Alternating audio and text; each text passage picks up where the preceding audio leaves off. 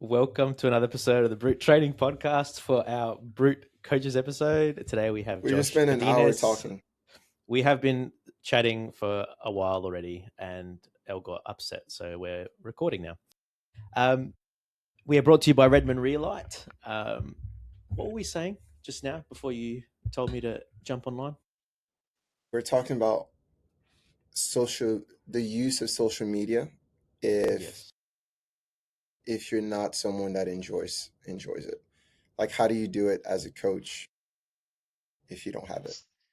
It's unfortunately part of our world. And first of all, before we even get into it, guys, thank you for having me on. It's really cool. And I think part of the reason we were talking for so long before we recorded is we are genuinely in our own ways friends. And what it sparked this social media conversation, if you're listening or watching to this, is George had inquired about, he sent me a message after we first met and had this awesome experience hanging out. He cooked a meal for us, he's a wonderful chef, and sent me this message saying like, hey man, that was awesome. Super cool. Hope we stay friends, I'm sure. And I never saw it, nor did I ever get back to it, obviously. And I'm sure a lot of people would be dubious of hearing that, but I promise you, I don't check that, and I should. And yeah, I have these weird reservations against social media. I probably just need to be better with it. Basically, he hates me, and he's just hates trying you, to cover bro. it up. It's completely personal. It's just Australians in general. Australia, terrible. Australians are terrible. It's like it's a necessary evil though, isn't it? Like I think I've said this, if I didn't have my businesses or have any of this stuff going on, like I think I would gravitate towards not having it as well. Like I know Elle has deleted it for like pretty decent stints a few times now. It is freeing, but how do you tie that into like the realities of this world that we live in where everything is so tied into it? And I mean, Elle was even saying off camera just before that, like he couldn't even get info for competitions because it was all on social media. So it's like it's almost taking precedent over actual information channels. Like it is the information channel. It's weird. I've talked a lot about this with some of the people at HJPO I work with, which is like on a lot of levels, like our job, you guys as well, like it doesn't exist without social media, right? Like we need that as a marketing play. We need that to be able to reach people, for them to see us and think, hey, I would like to get my training from Brute Strength, HJPO, whatever. And so it's like you're not getting away from it and being in this industry. But man, I wish I could. Do you think there's a time that websites go away? No, I don't. Do you? No, a website could go away. Like let's say you want to be a Brute client. You could go to social media and go directly to Strivey, which is a platform, and never even touch the website. I feel like that happens a lot. I feel like that happens a lot. Right. You could shop. You can shop on Instagram. There's a lot of things that you can do without the use of a website. I almost feel like websites are going to go away eventually. Like there's some companies that don't even bother like having a website. This current crop of people, which is like a huge base for all of us, like 30 to 45-year-old fitness enthusiasts, as they get older, they're the real website drivers, I would think. And it's like the south of 30 starts to become more of the market. Maybe you're totally right. Maybe we live in a world without www. And that would be so strange. I don't like it. Wait, do you still type in www? I do. It's required. It's part of the World Wide Web. No, it's not. You don't have to type that in. That's only if you know the exact URL. Yeah. Just go through Google. Yeah, https://www.whatever.com.org.net.gov. That's amazing that you know that, Josh. Man, of course, it's common knowledge. But anyway. Interesting segue. Did you guys know that Google pays Apple $30 billion a year for it to be the automatic landing page of Safari? I did not know that they paid that much, but it's worth it. Yeah. $30 billion. I mean, they've dominated Bing, right? Who do you know that uses Bing? So it's paid off. Got to go duck, duck, go. What everyone came to this podcast to hear. Dude, they don't care about fitness. They're here for everything else. Here for the riffraff, man. The best one we've ever had is when Matt and Elle were arguing over something. I can't even remember what they were arguing about. We were arguing about whether people should redo a quarterfinals workout. Yeah. People love the drama. Yeah. Now, sorry, you go. I was going to say, if you're talking about the semifinals breakdown, I don't know if you were on it, Elle, but Matt was. I found that one fascinating. Just as a guy that works in the space, being able to hear other coaches I respect thoughts on the workout was really helpful for me to formulate my own as I had athletes going through it this year. So I'm glad you guys do this. Thank you. We're trying, man. We're trying. We're out here trying. Now, Coach L has cooked up a new little segment for us to do for our coaches episodes. We are going to have an avatar that we have all their benchmarks, all their stats, and from that, which you can see shared on the screen to the left, we're going to formulate or talk about what we think is best for said avatar. Yeah. Now, and this was because Josh and I were sitting on a plane together, and he actually helped me program for one of my athletes. So I was like, this is cool. It's a really generous thing, but as we sat on the plane, he was row corner to me. I'm in the aisle, he's in the aisle. So the entire flight, I'm doing shamelessly what probably is very annoying for anyone else, and I'm looking at him on his computer. And I notice he's programming, and I happen to think, oh, what is he programming? And I tap his shoulder and say, oh, what if you did, I don't even remember, 10 ring muscle ups instead of 8 or whatever it is. And then that segued into me helping write a piece. And I just handed in my phone. I was like, yeah, you do it. Go for it. Yeah. Anyway, I'm glad you did it because it got us to this point. So our avatar for today is their sports background. They played basketball and netball growing up.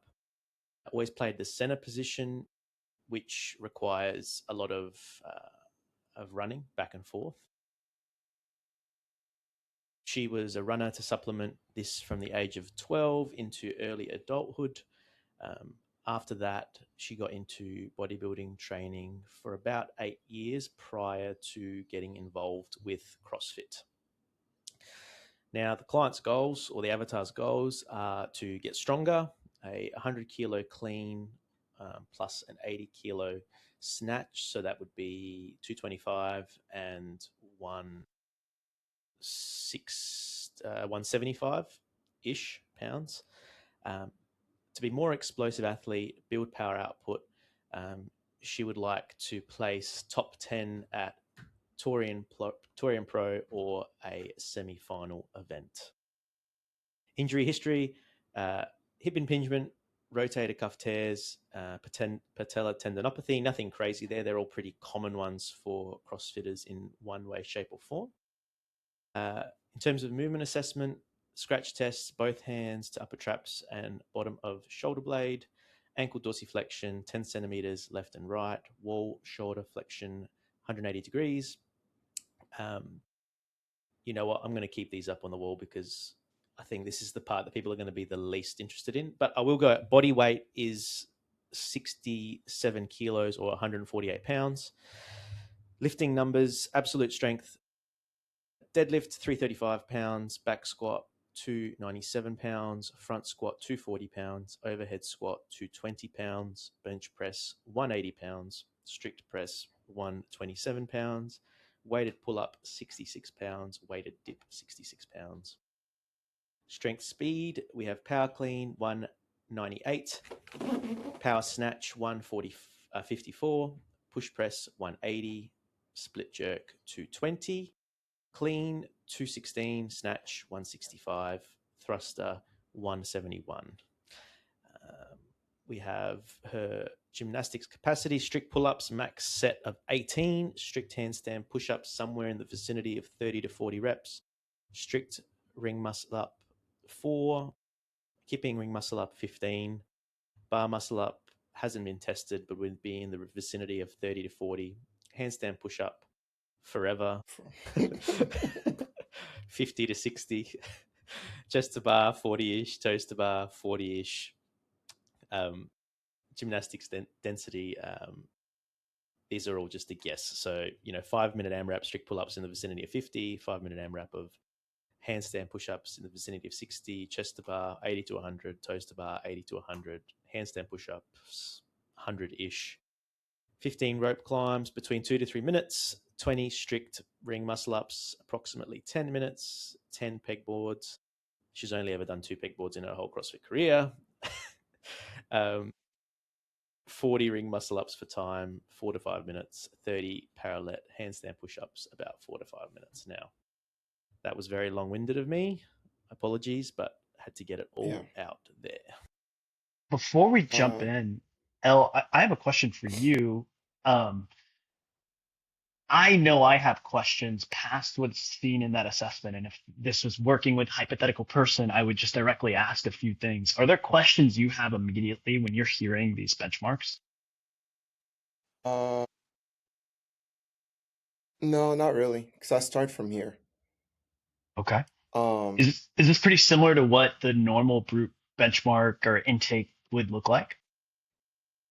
yeah, so you wouldn't typically test all of these at once just because it's Mhm.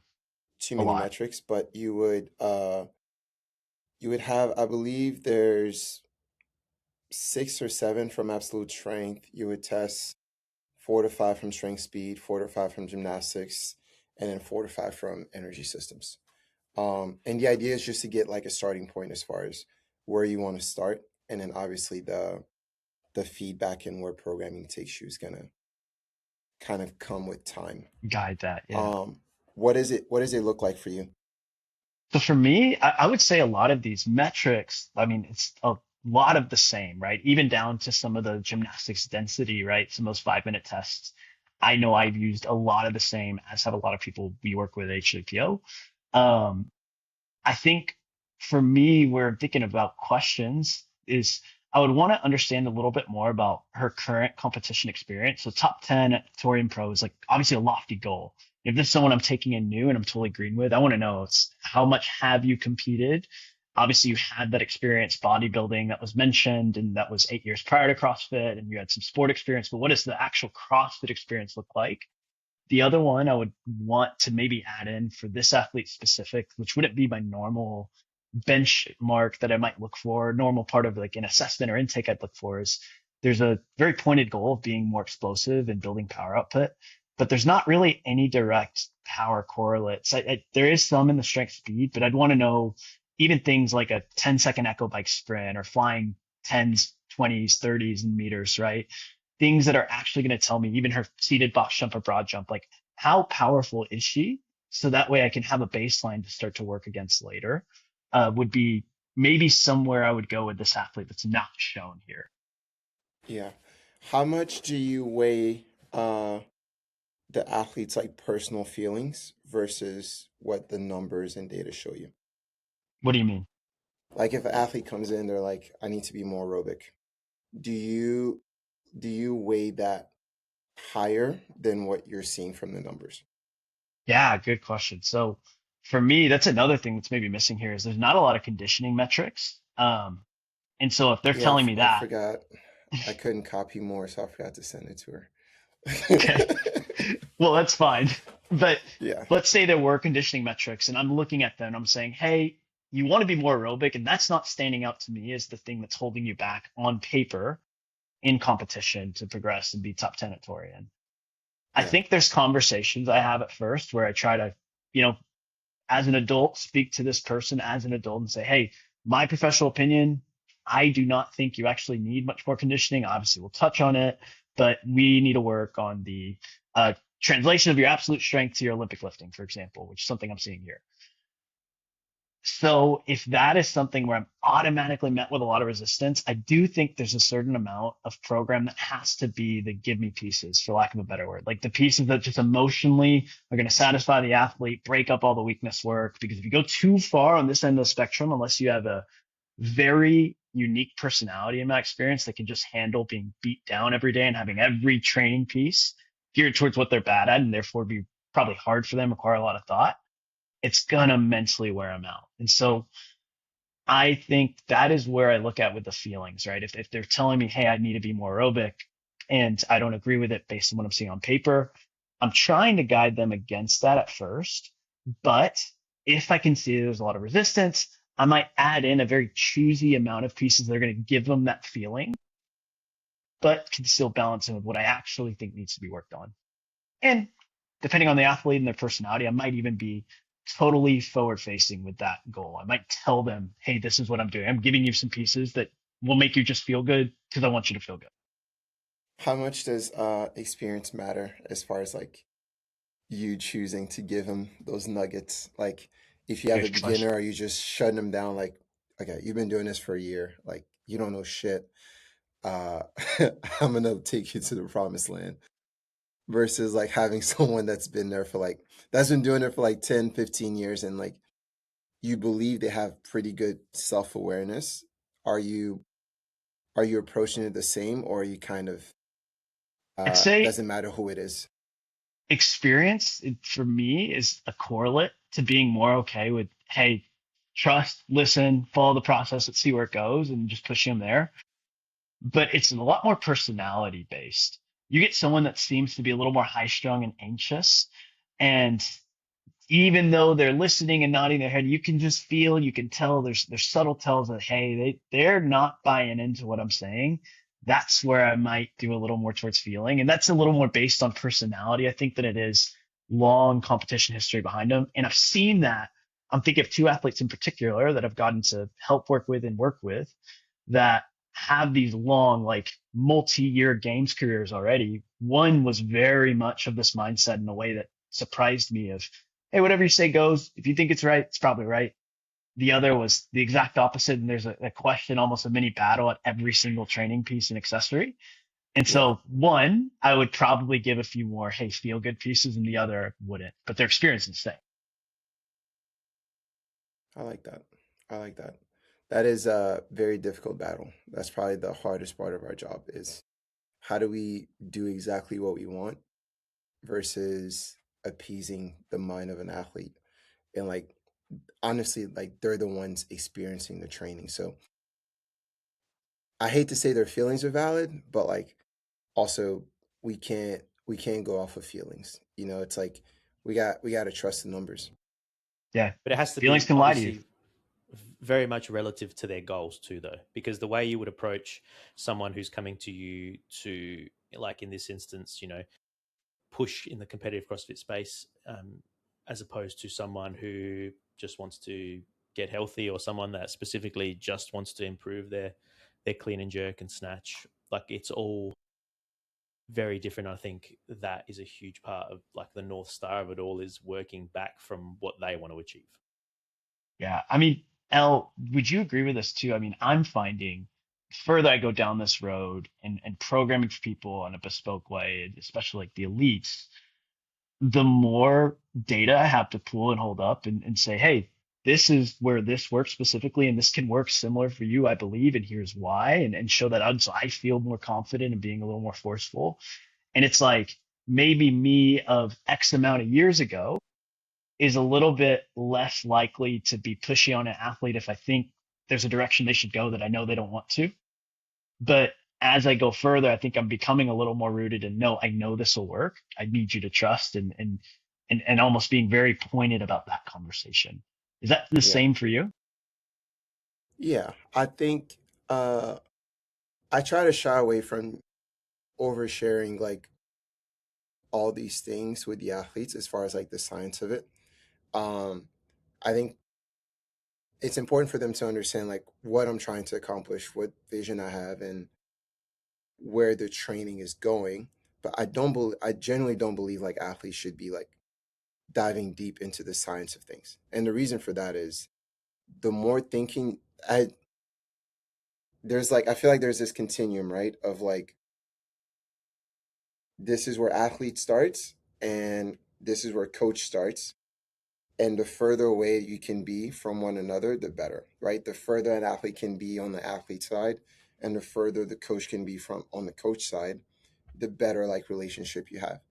I find that when athletes start dipping into the coach's side, it's like you're doing 20-minute max cals on the bike and you're thinking about oxygen utilization and what metabolic process is happening. It's taking you away from like doing work versus like the athlete mindset is I need to be able to get this work done. I don't need to be thinking about what's actually happening inside of my body.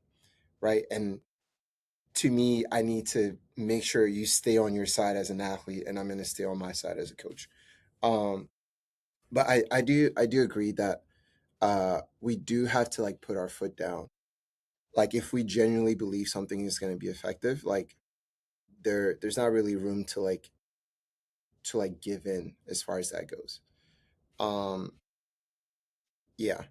When let's say you just got all these metrics, athlete just came in, you had the conversation, they went through testing. What is the next step for you as a coach? For me, I think there's a lot of R&D on my side. At the first step is a little bit to what I alluded to before, of any additional questions I might have based on what I'm seeing in this assessment. Like, so maybe there's the intake forms, the assessment, the conversation. There's some time to chew it over from my end, and there's an initial batch of extra questions I might have based on the data. And then once those have all been answered too, it's a lot of Okay. R&D on how do I create a template. And normally my process, I'm not ashamed to admit, is a lot of like I'll write something out on a week, so micro level, but then on more macro, where would this progress over 12 weeks and multi-month blocks and things. And it's like a full write it out, pen to paper or on a spreadsheet, and then scrap that and do it again, scrap that and do it again. It's a lot of write and rewrite. We've joked about this before. Um, until I have something I feel really good about, is in terms of I've boiled down to this is what I think is probably the best way. Because I part of Okay. what I I'm feel like you were gonna talking about. Oh, go ahead. I'm gonna pretend to be Becky.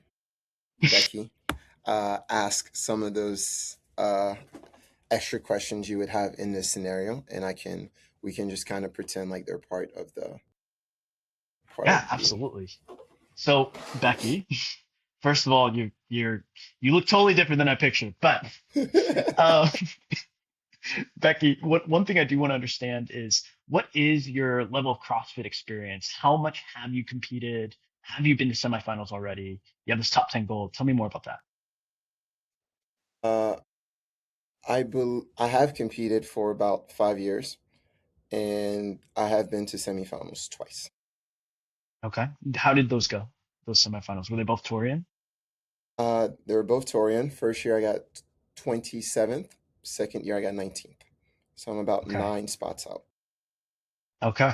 And then I would want to know a little more about I'm stepping back. If I'm speaking to Becky, I'd ask her about this injury history with the hip impingement, with the rotator cuff tear, the patellar tendinopathy. How much is that affecting training on a day-to-day basis? Is all previous? Is that something where that has affected your training in the last 6 months? It's one of those things that it's probably due to overtraining. I used to follow template programming and just kind of did everything. Probably wasn't supposed to do that, so I just kind of followed that, and most of those injuries are kind of lingering. They don't stop me from doing anything. As long as I warm up and I cool down properly, I'm able to get through training without any issues. Okay. I'm a And physical the therapist myself, so I can tape myself back together. Okay, that's amazing. I love that you have that skill set. So the last thing I would want to know, obviously a million questions I could ask, but so you mentioned the goals of being stronger. You want the 100 kilo clean. You want the 80 kilo snatch. You want to be more explosive. You want to be top 10. If I'm looking at those, is one of those more important than the other? Is there a certain expectation that you have with those goals that your training is going to look some way? The numbers are kind of something small that I believe will mean that I'm progressing in my weaknesses. And if I progress in my weaknesses, I'll probably get closer to that top 10 goal. So me wanting to clean 100 kilos because I think that's what's going to allow me to finish top 10, not because the 100 kilos is really the goal. It's just a means to the way. Yeah, okay. So I think at that point, that would be most of the questions I would want answered. So relatively small conversation. And then from there, it would be me going in and trying to come back with some sort of template and then presenting it to them and wherever I'm distributing the training, whether it's a sheet or an app or wherever you do that. And I think you guys are on Strivey, right? Yeah. Yeah, so give them their week in Strivey so they can go look through it, ask any questions, make sure they have it in a couple days notice and basically have them go through that week and then be very forward about seeking feedback on a day-to-day piece by piece level. Try to feel out what feels appropriate because I know I'm somebody as a trainer and as a programmer, the more information I can give, the better of a job I can do, right? Yeah. Or excuse me, the more information I can get, the better a job I can do. And so it's that first week is so telling, right? How are they physically responding? How are they emotionally responding? Do I feel like they're hitting the pieces with the same intentionality I'm intending? There's a lot there in that first week that the more I can be in an active conversation with them, the more I think it's going to set the next weeks up and months up for success. That makes sense. Um, can we do that now? Yeah, absolutely. So you Uh, start, right? Like I'm curious to know with you when you're looking at this, like where are you starting? You started on the strength, you started on the metcons, like how's this looking?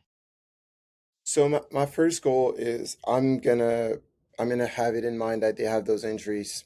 How I process those is just they're gonna be incorporated in the warm up or cool down or in my accessories, right? It's like shoulder, hip tendinopathy, or I think it was knee. Just gonna be aware of those. So when I'm writing my skeleton, I'm gonna account for those. Um, I like to do math as much as possible and keep emotions out of it, right? And I do believe that if I just stick to the numbers, it hasn't led me wrong yet, right? And there are special cases where the numbers don't show anything and you have to get deeper and go beyond that. But I'm always going to start with the numbers and I'm just comparing the metrics, see how they correlate to one another. And then from there, I'm picking priorities for each of those buckets, right? It's like I have four things that I'm going to prioritize. I'm going to have an absolute strength priority, strength speed priority, gymnastics, and then one energy system priority. And that's pretty much it. I just do math all the time. I'm probably not digging as deep as you are. I do think that when you get to like the games level, all of their numbers are elite, and hardly ever are you going to find like one that is like so weak or kind of stands out because they have to be so balanced to be that good and go to the games, right? So you're not going to get much from the numbers. Then it's like, okay, let's go look back at the last competition you did. Okay, you got 25th on this one. All right, that's a priority. Let's fix that problem. You you got 18th on your swim. Okay, that's a priority. We need to swim twice a week. But I think at the base level, anybody that's competing at semifinals, I would say like 15th and above at the semifinal level, uh, doing math will generally get them better and fix a lot of the holes that they have. When you're saying doing math, can you explain that a little more? Because I want to make sure I'm understanding what you're saying. Okay, I'm gonna do some math for the absolute strength. George, can you take some notes for me, Yes, sir. or just write it on the screen? Yeah. Um, so I use body weight as a start. Um, so her body weight was what, 148. So I'm gonna go 148. I'm gonna say that most women should have the or most women have the potential to squat double their body weight. So I'm gonna go times two, and her squat should be 296. So I She's write there. that as a base. So she is she at 296? 297. Perfect. She's there. Then I'm gonna go deadlift. Deadlift should be 125% of her squat. That's going to be 371.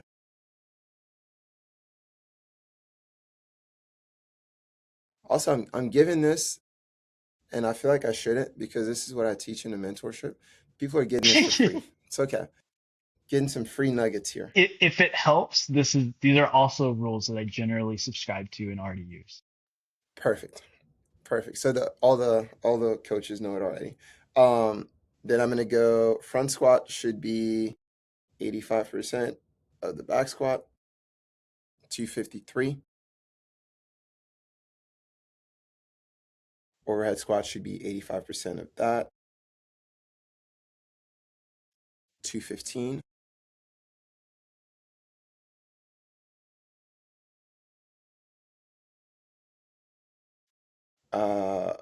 Strict press should be body weight, so 148 for a strict press.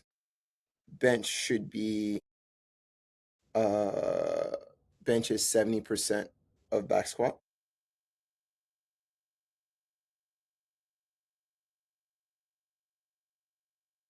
And that's 210 or 207. And then the weighted dip stuff should be 45% of body weight. And pull-ups? And that same with pull-ups. And that's 66 pounds. So she's kind of right there. So let's say I look at all these numbers. Is she short on the bench, George? So bench 207, current bench is 180. 180, yeah.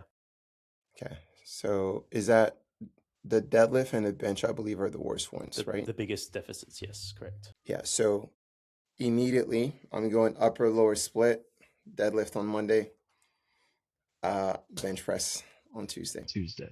Yep. And then I'm gonna do would something you on alternate Wednesday. in some sort of strict press there too? Because the strict press isn't far behind in being a deficit as well. I mean, I think it's 85-ish% on some quick math that her strict press is off her body weight.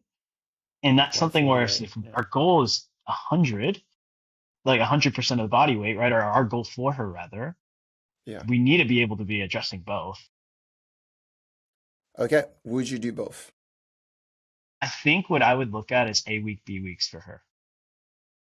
Being Interesting. Expand on that. especially so if I'm looking at the patterns in CrossFit and in competition, right?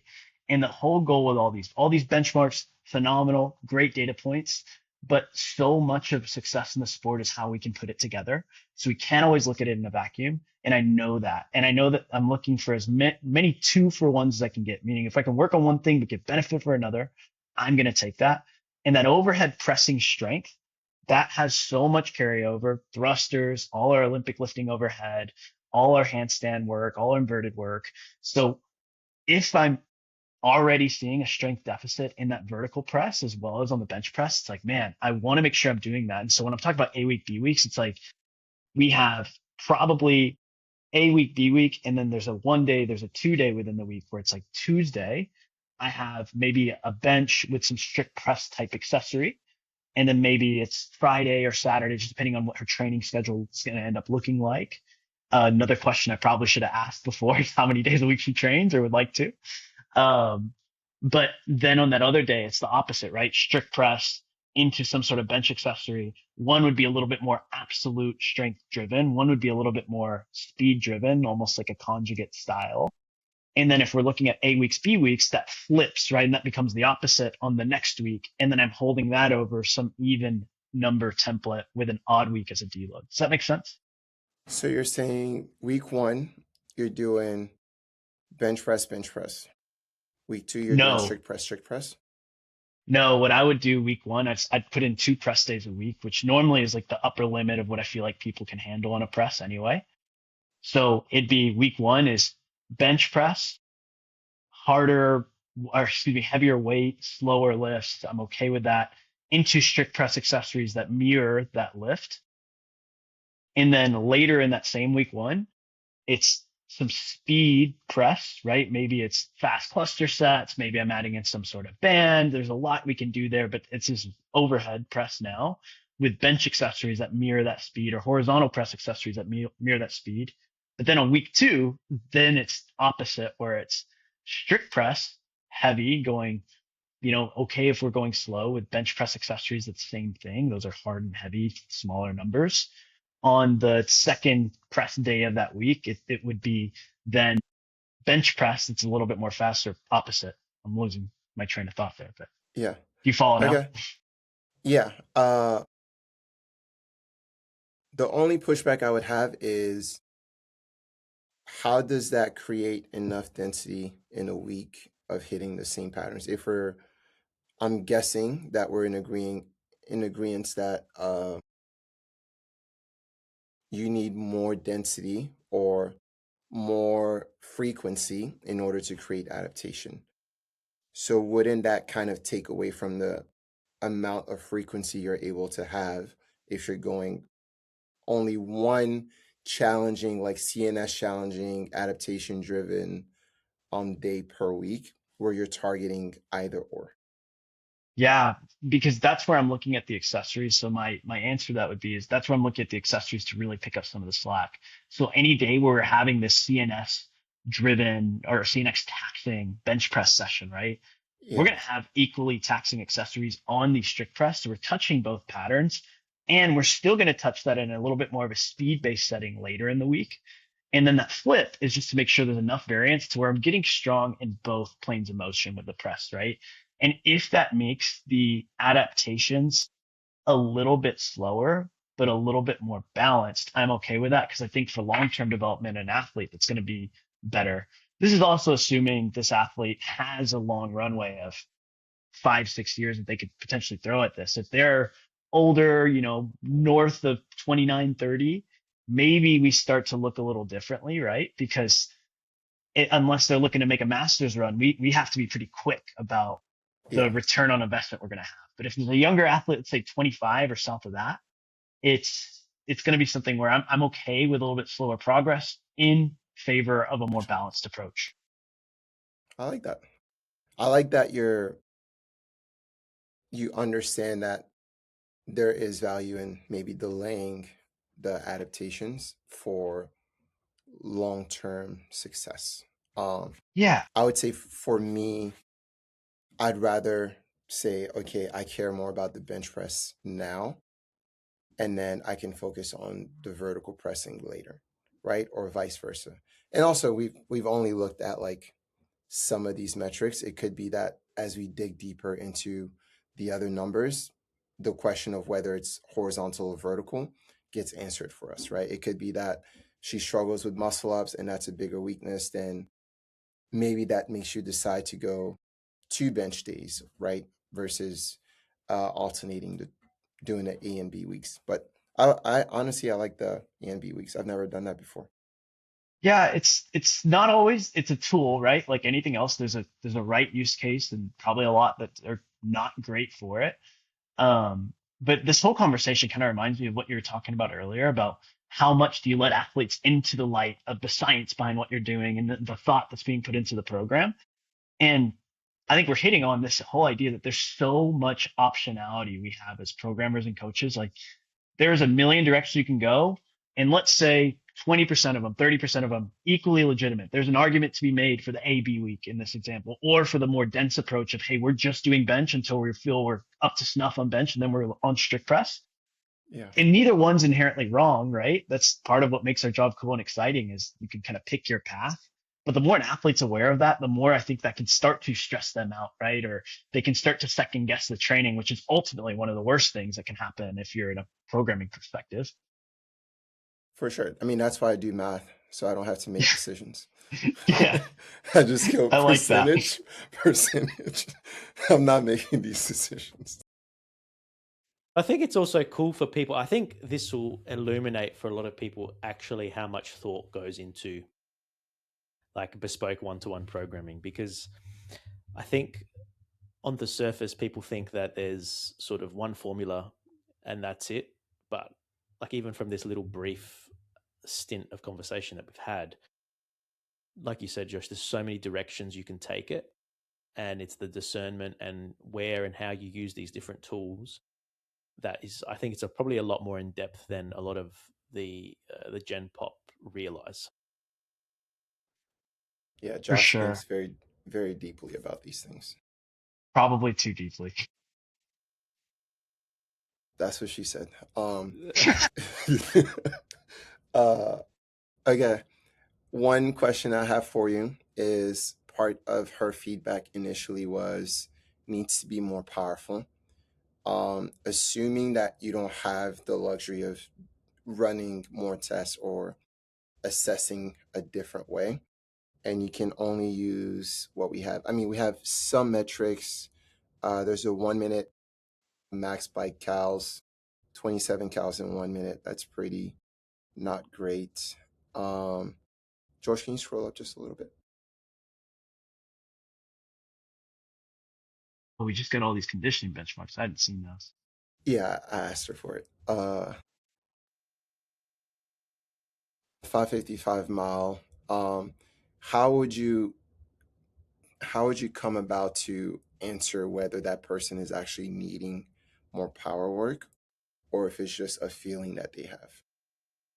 Yeah, I think I would go to the numbers too and know some competition trends by experience of working with some powerful athletes in the space and also just viewing competitions. I can tell you Yeah, 27 cals in a max minute on the assault bike is pretty low. You had the same reaction. Um, Even the 157 on 10 minutes is a little bit more endurance driven. There's some power obviously in that, but for sure. that's lower than I would like it. The 1K row, That's pretty good I, for 148 though, which yeah, is kind of crazy. the 1K row and the 500-meter row, I'd like to see Yes, maybe a touch faster. And so I'm for looking at, all sure. right, so your ability to sprint seems to be behind the curve of where the top end of the sport is, or even the top end of top 10 athletes at Torian Pro. And so, or at a semifinal, I should say. I'm not as familiar with Touring Pro specifically. And so I know that. And then when I'm looking at what her power clean, her power snatch, her split jerk are compared to some of those absolute strength numbers, I'm seeing that there's a lag, right? And that to me is telling me, all right, I think she's on point when she's saying she wants to be more powerful, more explosive. The numbers are agreeing with that. And so I want to make sure that we are touching that as a complement to some of this other strength that we're talking about. If we're deadlifting on Monday, pressing on Tuesday, well, it's all right. How can we have that power expressed at some point through that day as well? Yeah, You should have 100-meter sprint on here. dude, people would tear without any training. People would tear so many hamstrings. I feel like that's like a 3 months in or 6 months in So metric. that just go out on the asphalt. Don't even go to track. Just blast it. Yeah, just go outside the gym real quick. It didn't survive the assessment. Yeah. I agree, Josh. I think I would do the same. Just look at the numbers, and her her power clean was 12 pounds below what it should be, and her snatch is about 10 pounds below what it should be. So that kind of confirms the suspicion of needing to create more speed.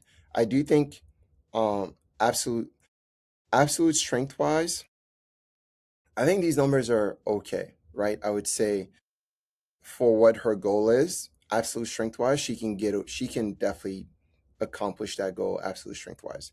When we look at strength speed, then we maybe have like more room for adaptation and needing a lot more adaptation as far as those strength speed numbers go.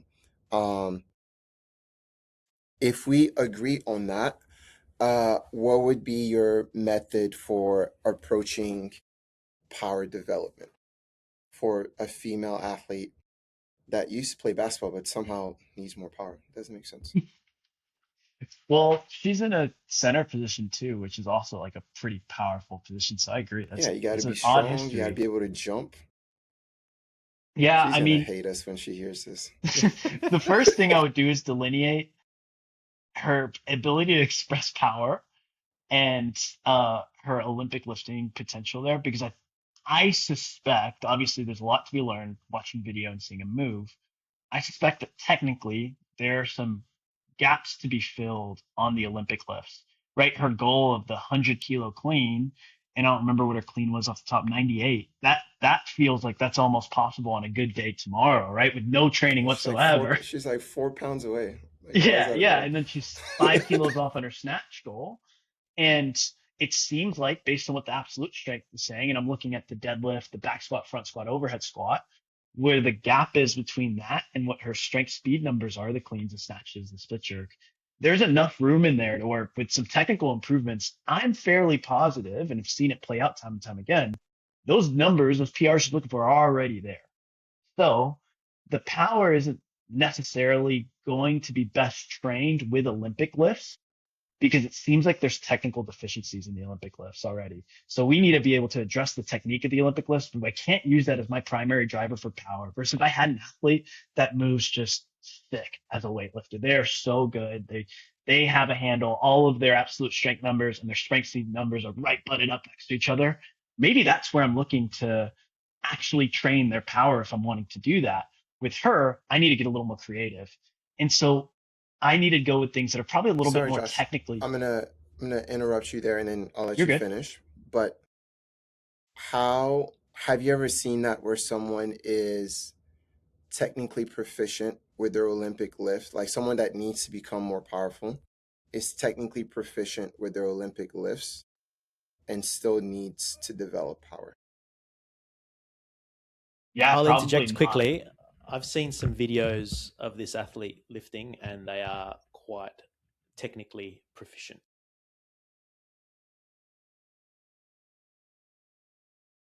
Okay. Oh, you're saying of this specific athlete on the Yeah, assessment. yeah. I'm sorry, I missed that. All right, so they're technically proficient. I've never. It's not often that I don't think I've ever seen someone that like needs to build power and their technique is like, I'm like, all right, you don't need anything. You know what I mean? Like They maybe normally they go hand have in like, hand.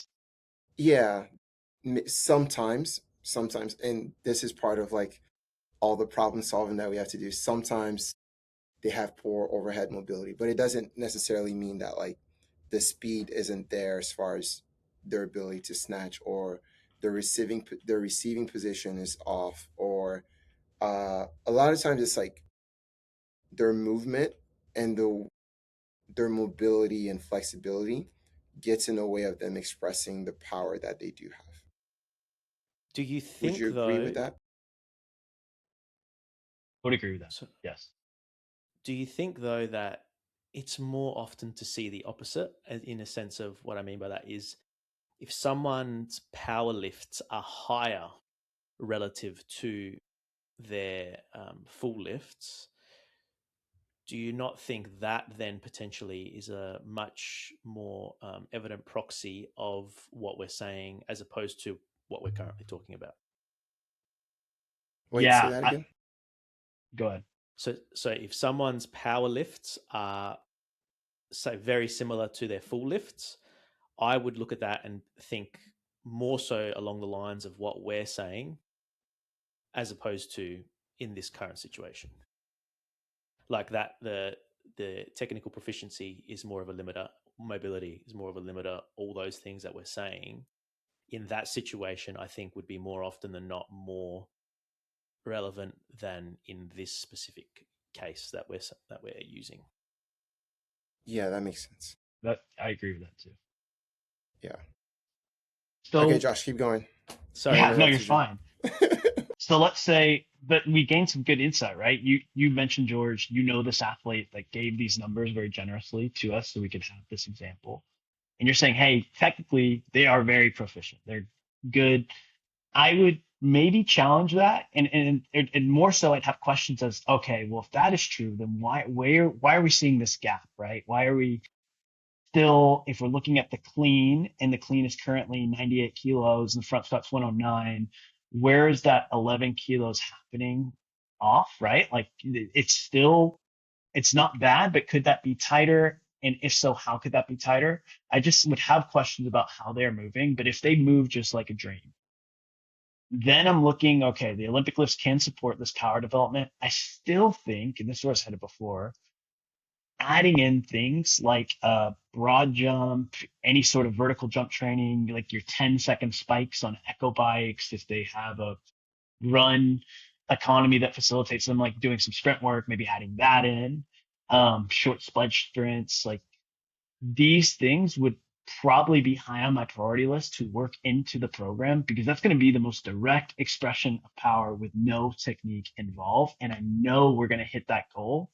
And there's not going to be any leaking because of potentially bad form, right? If we think about even a broad jump, yes, there is a technique, but you have to be powerful to execute it on some level. And it's less technique than you're seeing on a clean. And so I'm going to want to support that in some way by adding those things into the training. Don't we think that from what we're seeing on the numbers that the difference between slow strength and fast strength is the biggest discrepancy? So as a sort of rebuttal to what you're saying about the difference between, say, the front squat and the clean, the example you gave, my argument is that it seems as though from the numbers that their slow strength, so their compound lifts, are far superior to their explosive lifts. Yes. I'm bundling up the full Olympic lifts as explosive lifts. So I think it's sort of playing with that thing of you can be strong, but not powerful, or not as powerful relative to your strength. Right. Which is what this athlete is, right? Yeah, She's correct. stronger than she is powerful. And I think it's important for people to like understand that like in order to get power, you need strength and speed. Like strength and speed make up Equals power. power. So Yeah. if you're saying someone is strong enough or has strength, then the solution is speed, right? So if we're looking at the strength continuum and we have absolute strength on one end and then we have absolute speed on the other end, I would almost like double down on the absolute speed stuff because that's what the person's missing. So your vertical jumps, your broad jumps, like you said, your actual sprinting outside, like doing all of those things should help you close the gap, assuming that Olympic weightlifting is taken care of speed wise. But even when it comes to Olympic lifting, like uh, doing stuff from the blocks or from limited range of motion where you kind of take out the momentum of the lifts and they're having to do it from like higher pulling position where speed is more of a factor, can be a very effective tool to kind of teach them how fast they need to be to lift these weights. I wouldn't recommend it, but Adrian Moonwaller swears by using bands for cleans and for snatches, right? Like, I think if he's used it and it's worked for his athletes, I wouldn't immediately dismiss it. You know what I mean? Like, technically, you're not supposed to do that, but who knows? Maybe it's effective. Like, it's crazy until it works, right? It's like 30 years ago, if you talked about CrossFit, people like, ah, you're an idiot. Go lift your weights and then run outside. Like, don't do it at the same time. But someone tried it and it was effective, and then now a bunch of people use it. So I do think that a lot of times people go immediately to weightlifting to solve like a speed issue. Um, I even think you can use banded work in your absolute strength work to create that speed, right? So banded squats, doing all those things can be very effective to work on that. Completely agree. Now, how did you want to bundle this all up, El, in regards to, do we want to write out a skeleton? Do we want to go that far? Yeah. You want to write a skeleton, Josh? Do you Let's do it. typically write skeletons, or do you go like just week to week? When you're saying a skeleton, that's like a template you're following through for some amount of time. Yeah, it's just like back squat on Monday, Yeah, strict press on Tuesday. definitely work off the skeletons. Okay. Um, what do we say our biggest priority were? Deadlift and bench slash strict press. We'll go Let's AB for weeks. purpose of this, let's not do the AB. Let's do the bench on Tuesday. Okay, Yeah. perfect. And then for Olympic weightlifting, I think while the power clean and the power snatcher also weaknesses, I would focus on snatch just because it's well below the standards for competition, right? So while it's not necessarily that bad relative to like her structural balance, I'm gonna go, it's very weak relative to the field. So I would double Yes, down on that. particularly on the snatch. So if we had to emphasize one over the other between snatch and clean, I'd say we're leaning snatch for sure. For sure. For sure. So for me, it means that she's gonna snatch twice a week, and I'm gonna put it on protected days. Protected days for me are the days after a rest day. Um, so I'm gonna put the things that are most CNS demanding on those days. So I would say block snatch on Monday. Bro, it's Thursday. Come on, wrong Yeah, day. come on, it's all right. Putting it on your protected day. I'm putting it on your second protected day. Protected day is Friday. Sorry. Yeah. Depends on when they're resting, right? Does she rest on Wednesdays? No, never mind. Continue. We're towing a I just weird don't. line of whether or not we know this athlete. I know. People are gonna figure it out. Uh, and then for my second snatch day, I would go snatch complex.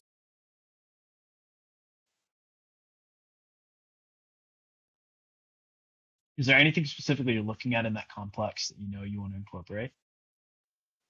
I would mainly focus on from higher pulling positions. So typically doing like a snatch pull into a high hang snatch or a hang snatch has been very effective.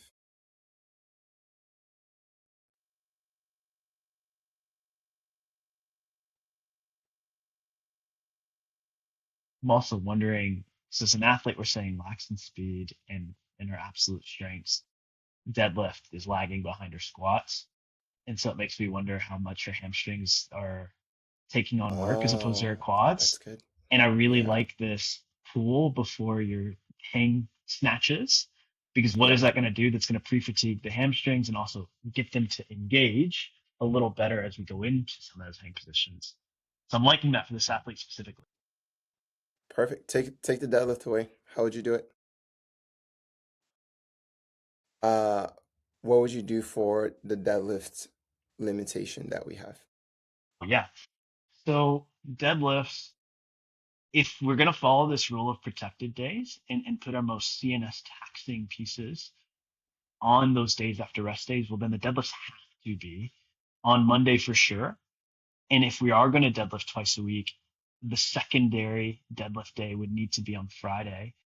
Problem with deadlifting twice a week with CrossFit athletes is there's so much pooling embedded into CrossFit as a sport. We got to be careful if we're going to have two highly taxing deadlift days. So this is an athlete that I would maybe look at a very high quality deadlift session on Monday and something a little bit more either at a tempo, lower weight, or low rep, high speed type lifts for a Friday session. And I would do that after on Friday as well after the snatches. But that's not going to be the same type of session on the deadlift for Friday as it is on the. Could we For sure. do on the Friday something like a banded snatch deadlift or snatch pull, banded snatch pull? I Totally. wouldn't I wouldn't do that just because uh I don't know if it's gonna create enough adaptation for the deadlift. Just because you're having to work off of the snatch percentage. And so even if you go banded snatch pull, even if you do it at like 50, 60%, that's still probably like 30% of the deadlift. I What if you? hesitated in answering that for that reason, and also the fact of we've covered that snatch motion already through the complex so much. I would rather do something that's going to give a little more bang for your buck. So it's saying the same thing Ella is, right? Work a little more just on that hinge pattern. Yeah, I like a banded deadlift. Banded deadlift Banded is good. deadlift Low rep. deficit? Sure.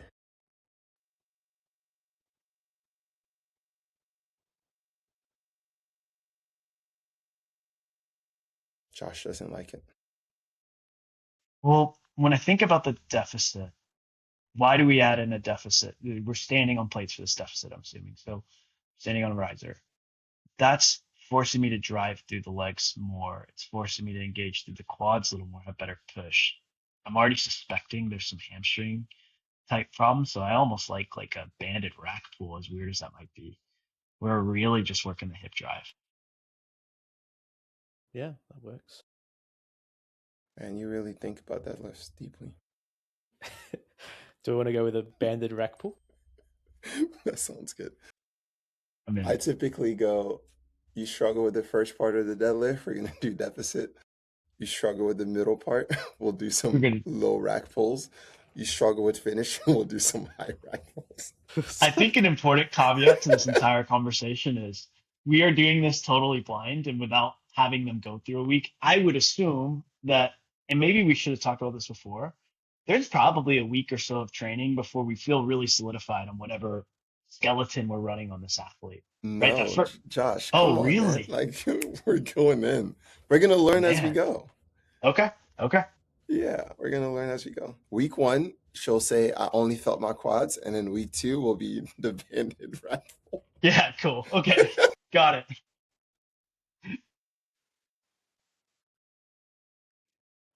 I'm probably making myself seem like not a detailed coach, or Hell, I think you have proven track record as a coach, so it's I okay. That's the know, but beauty of what we do. you you think about it way more than me, and I'm jealous. Um, Tuesday, bench press, max effort. Keep it simple. Max effort upper bench press. Linear progression, you think? Hmm. Like linear progressive overload there? Yep. Yeah. Just keep it linear. Uh, and then Saturday, I'm gonna go dynamic effort bench press.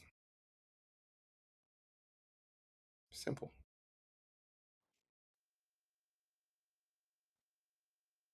Now, because we have to clean at least once a week, I'm gonna go clean complex on Wednesday, so I can incorporate both the squat and the power since they're both weaknesses.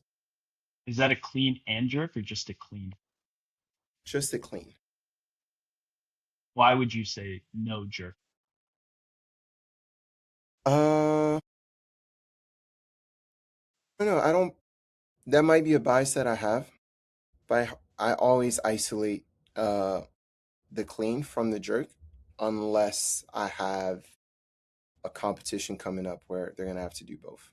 Like if they need to work on jerk, I'll work on it separately. If they need to work on clean, I'll work on it separately. I I am asking more because I was wanting to know how you think about it. Like I said, I Yeah, I agree it should just be a clean complex and not a jerk, especially if you remember that she has that shoulder impingement and that slightly lacking shoulder internal rotation. That's like, all right, I want to watch volume on the overhead stuff. yeah, We benched the day for before. sure. I mean, we can jerk on Tuesday. Yeah, we could. Benching the jerk's a tough day. Not a bad day, it's just a tough day. I'm thinking more for me personally. uh, and then what other priorities did we have? Looking at the numbers, I believe going overhead is strong for her. Or being inverted is strong, but she might need some more pulling, You can which handstand kind of push it makes forever. sense. Yeah, forever basically. So I would go for her on Tuesday. I would go strict muscle up skill or pegboard skill since she only been on a pegboard twice. We're gonna get her on that thing more often. And then on Saturday, doing more IGT intervals, so interval gymnastics training.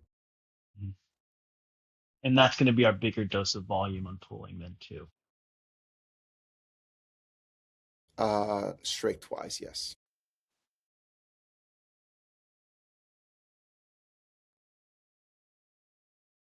Is this how would you think about with this athlete? If this athlete's coming to you and you're going to program for them, and you have total free reign to tell them how much they need to train, when they need to train, all this. Are you thinking for this athlete right away 2 sessions? Are you thinking Thursday needs to be a full rest day, active rest day? Where's your thought there? Uh, Thursday, active recovery. I think the only people that can handle a full rest day are very, very big and powerful people that actually benefit from not doing anything in the gym. Um, I think most people, some movement is very beneficial. As far as whether they do a second session, for me, it depends on one, where the aerobic numbers are or the energy system numbers are, and if there's any priorities there. And two, if they have this need to get stronger, I tend to lean towards one session just because the lower the volume I can give them, generally they tend to get stronger that way. In this session. Yeah. So I think for Miss Becky, uh, I would want to do some alactic work. Um, and so I would go Wednesday, alactic work on the bike.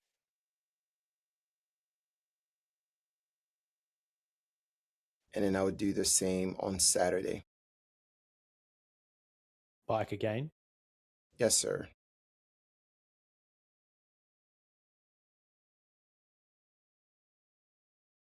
We're looking at this athlete. Can you show the conditioning numbers again? What was her run like? Their mile was 5:55, which is She's a good runner. solid. Good runner. Yeah, okay. It's less of a Yeah, priority. I would say those are pretty good. Yeah. A 2016 on a 5K, it's pretty solid, especially for her goal. Uh, when okay, so at this point, when I look at what I have in a skeleton, in my head, I've already done my job. And what I mean by that is I have all my priorities taken care of. Those are the things I'm going to be focusing on. Everything else that I put in is to support these That. specific goals. Is there any sort of thought or skeleton nature of how you're going to include the metcons on a week? Yeah, so typically on lower body days, I tend to do, and again, this might be just a bias of mine, but intervals on Mondays. Wednesdays are more traditional, traditional like CrossFit, just like couplets and triplets. And then Tuesdays are also intervals. And then Fridays or the second upper body day is typically uh, a chipper style for gymnastics to include more density. So it's like one day's more interference, and then the opposite day is less interference and more density. And that, what you just described, is that pretty prototypical of most people you would program for would see that pattern in how their metcons are happening? Yeah, when the metcon is not a priority, Yeah. Okay. right? So if the As you met get like closer to let competition, then it flips. I don't care about the totally, strength anymore, or I care totally. about the strength less. And now I'm writing what I want from the metcons first, and then everything else fits to support that. Another relevant point to this that we didn't even talk about, right, is are we starting this program the week after semis? Or are we starting it 6 weeks before, somewhere between? Because that changes a lot Uh, too. I've been programming like it's the first week of the off season, or Yeah, that same here, what I'm but giving you is the first week of the off season, same here, not but it should be not pre said that comp. we're on the same page there. Yeah. Um, Once you have like your priorities taken care of, how do you fill in like the rest of? Because what we have is maybe an hour worth of work for the priorities. So like, let's say she has 2.5 hours. What is she doing for those extra 90 For minutes? time. Yeah. So Number one, I'm going to look at obviously having a really robust warm up and all this. I'm going to do the same thing you'd mentioned way earlier in this, which is I'm going to look at the movement assessment and the injury history and see how we can address that in what she's doing in the warm up on a day to day basis. I'm okay personally with the warm up taking 20, 25 minutes, even if it's going to help address this, because the actual difficulty or intensity rather of the strength pieces is going to be so high, probably benefits being a little more warm. And it's okay that they're going to take a little bit less time so I can take a little more time in the warm up. For the Metcons, right? That's the other place, and you sort of alluded to it. I'm fine with that structure you mentioned of intervals, intervals, a little bit more couplets and triplets, going into a similar thing happening on the Friday, Saturday, but now with more interference. And Yeah. that's going to fill out the rest of my time. And then when I'm looking at accessories, I'm trying to choose accessories that balance well with each other on a day to day basis, but also feed back into the goals of that. Love that. So, for example, if I'm just looking at Monday in isolation, what is the GOAT accessory for a deadlift? In my opinion, it's going to be two things. It's going to be glute ham raises and then like some sort of slow sled drags like the Polish loggers used to do back in the day. Dude, I have this theory that if CrossFitters work towards a full Nordic raise, it would Yes, take care of all of their yes, posterior chain issues, like all of them. Like if 100%. all CrossFitters worked on glute ham raises and got themselves to do a full Nordic from the ground, someone holding your feet, your hamstrings, you'll be more powerful than anyone else out there. They'd be bulletproof. And dude, I started reacting before you can get the sentence out. It's so funny you say that because I think the same exact thing and have in my own hobbyist training that I do have pursued very much the same thing. And if anyone is unaware, doing a Nordic totally unassisted Dude, feels so hard. virtually impossible. I've been chasing it for like 4 years. Then you see someone, do you know Blaine McConnell? Yeah, Uh, I don't does know like him sets of eight to personally. 10. Yeah, yeah. And it's just like, wow, and he's Yeah, 40 years old. And it's just like, man, some people are just unreal. yeah. He I love Blaine, but he's a good inspiration of like the reason you age is because you stop doing things, not because a like you can slow down the aging process if you continue doing everything you were doing when you were younger. Right? Like you Oh only yeah. age faster because your frequency drops or you stop doing those things that kept you young essentially. And it does make me wonder, like I see someone like Blaine, right? And again, never met the guy, just a fan from afar. Yeah. And he's sprinting these legit numbers at 40 years old or north of that. And it makes you think like, man, in human history, there you might be the first of your kind. Like there are not many. Like you're looking at Yeah, professional NFL players and NBA players that have this ability, and that's only in the for last sure. 100 years of humanity. Like it's so cool, Yeah. and it does flip the script on what aging is. I think it's because not to not call him an athlete. I think when you're an athlete, you have to lean so you have to overreach essentially. And the more you overreach, your chance of like getting injured increases. And when you get injured, it takes you away from doing those things that I just mentioned. And then you're less likely to gain those things back as you age. Versus I think he's just been training this way since he was like pretty young and he just never stopped. And he never, I assume he never pushed past what he needs to once he retired from like bobsled. And now he's just able to like just maintain. So that's Has my it? goal in life. It's just I want to be able to when they do like a I don't know if you've seen these races, but they'll have them at schools, and it's like the parents are running like a 400-meter dash or 400-meter run versus like the teachers or something. I want to go to one of those and just smoke everybody. I've never seen that, and I have a new goal too. That's amazing. Bro, you're like 26.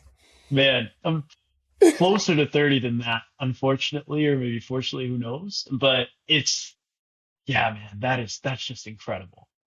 Wow, I like that goal for you a Yeah. lot. So Josh, there's one thing we forgot to mention for this yeah, podcast. what's up? You're supposed to write a Brutal Friday workout.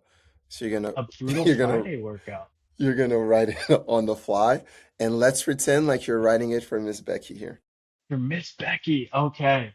And what about this? Can you give me some context for what Brutal Friday is? Go So ahead. Brutal Friday is just a community workout. It would be like HWPO throwdown or TTT throwdown. It's just Metcon of the week, and our entire community does it. Incredible. Okay. Yeah. So You don't have to kill them like Elliot last week or That was this week. brutal, man. That was a Just bloodbath. killed everybody. is that Elliot Simmons? Yeah. Yeah.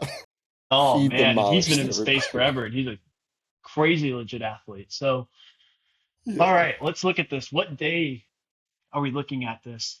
If we were picking up Metcon, is it one of the interval days? Is it that Wednesday? Friday. It's Friday. Friday. Friday. All right. We said intervals with a little more interference on Friday. Think No, like it's a whatever think you more want. think like a open quarterfinalish, semi-finalish style workout is what we've generally told people. So one where there'll be like a leaderboard. Yeah. Yeah. Okay. Um. Oof. Okay. So if I'm writing it for Miss Becky and I want her to be a little bit more of a powerful person, we got to have a little bit of bike in there, right? So let's go Echo Bike. I'm just going to give you some movements to start off.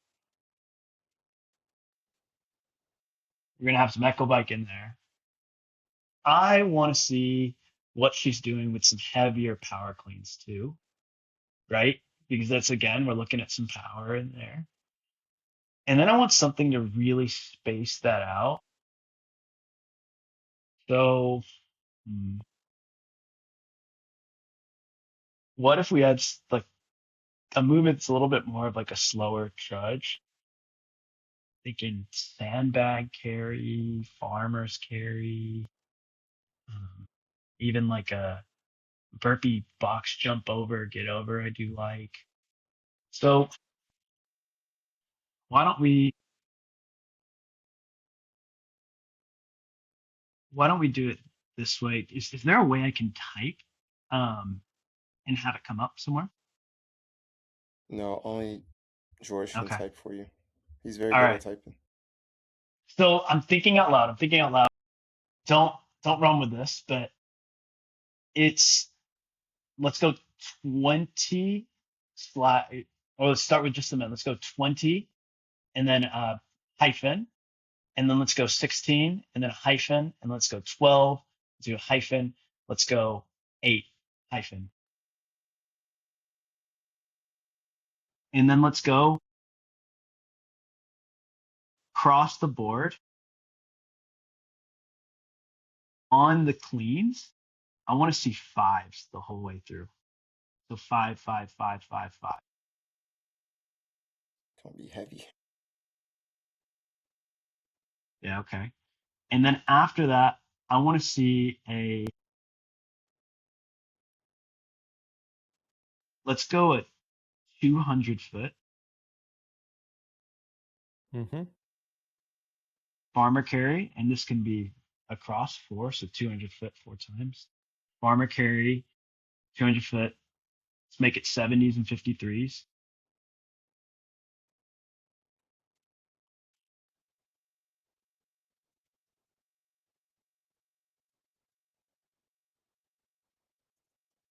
Let's make that power clean 225, 155. Is that too heavy for a community throwdown? Probably. No But way. Could go okay, increasing load. could go increasing load, but I don't want to do that. I want to repeat some power each time. So let's do this though. I'm gonna type just so I can see it. I'm gonna read this out to you in just a moment. I like this workout. I bet you do, George, because you're a pretty powerful dude This is yourself. the first Brutal Friday I might actually do. I like that. Boys, how about this? I'll This is match you. good I stuff. will do this workout. I will do this workout as well. So Let's let's go. do this. 25, 20, 15, 10. And then let's get some female equivalents on those. So 25, let's say that's 20. Let's say 20, the female equivalent 16. Say 15, the female equivalent 12. And then let's go 8 for the female equivalent. So it should be 25, 20, 20, 16, 15, 12, 10, 8.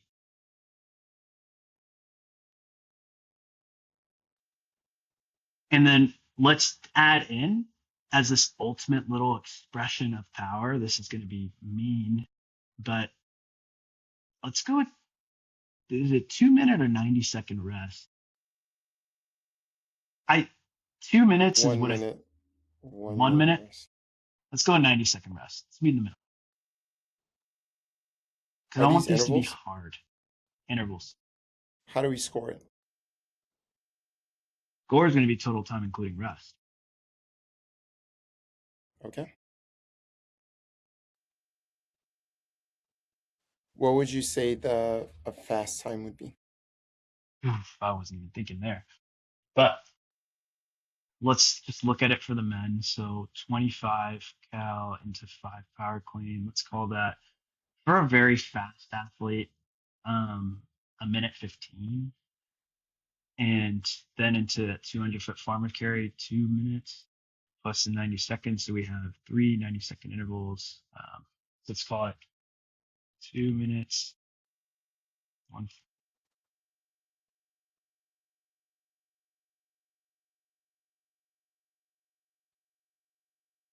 So I'm thinking that's going to be like 8.5 minutes.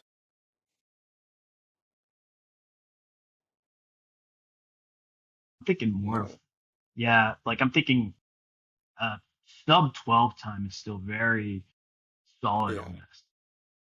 Sub 12 is very, very solid. But I think if we're looking at the bell curve here, like you're even seeing people sub 15 and probably beating a good amount of people as well. Because this workout is going to come down to your ability to express power, right? Especially that 90-second rest. That's enough to make this hard. You're going to have to send it on the Echo bike. Yeah. If you're really, really, really good at a power clean, you're doing some very quick singles. I still don't think you're messing with touch and go for anybody here, unless you're just an alien. And then people that are farmer's 100% carry. doing touch and go. You think so? I'd go with a touch and go. 90-second rest. Yeah. Yeah. If the rest wasn't in there, then no. But with the rest, you're definitely getting some touch and go. Okay. Then, yeah. Okay. Let's keep it that way because that'll be a good separator on this, that touch and go For or sure. not. And then the farmer's carry, I don't think it's out of the question to try to run with those things. If you're doing that in 25-foot segments, like you're switching direction and you're going, and it's not a slow walk, but it's going to be really uncomfortable to hang on. This workout goes from power to being a grip workout. Totally. So could you standardize singles? Is that out of the question? No. Let them F around and find out. Okay, cool. Like, let's say, for example, you're slow on the power clean, you can make it up on the farmers. I reckon we should go no grips for farmers carry. No grips for farmers carry. Completely agree. Yeah, for sure. Why would you even have them on? Because it's easier. Hanging. If you're trying to use them to cheat the farmer carry. Yeah. Guys, on this or L, when you're riding Metcons, how often is the thought in your mind of how long it's going to take them to finish while you're riding them? Every time. Every time. Yeah, man, that's something I'm thinking about. I have to think about the time domain. Yeah. Like I can't finish writing it without having a general idea of like how long I want it to take. Yeah, it's typically my last step is what I'm saying. So typically I know what I want to do, and then I'm looking at it, and then if I find that it's longer than the time domain I wanted, it's like, all right, how do we change this and make it a little more appropriate? But a lot of times it's less than what I want. Like it's really hard to write 10-minute workouts these days just because we push intensity so much. So like a lot of the workouts that I think will take 10 minutes takes them like 7. I'm like, Really needed to work out for 10 minutes today. That's where the AMRAP becomes a useful tool. Yeah. On this, you had me really second guessing. Should we do a minute rest? Josh, the workout is perfect. And this is my we're process. You're gonna getting a great view I into know my I mind. already know you're gonna text the group and be like, hey guys, I changed my mind about Brutal Friday. Well, there's accountability here. You said it's live and in person. It's so far from how I normally work. Maybe it's a great personal exercise for me. But yeah. No, this is great. I'm excited That's for good. this. All right, and we're all gonna hit it. We're all gonna hit it. Great. I like that. Awesome. Man, this is good. Yeah. Nice. I agree, boys. Thank you. Appreciate you guys. Thanks for coming on. For everyone watching, make sure you like and subscribe for more of this channel's goodness. But yeah, Josh, where can people find you? Man, you can find me at HWPO Training. Just don't DM him in real life. In real life, yeah. You can also find me. My Instagram is Josh_Godinez. I want to make it something where maybe I'm a little more active there than I have been previously. It's a dream, not necessarily a goal. And Coach L, we will see you very soon. Yes, sir. Thanks, guys. Thank you, guys.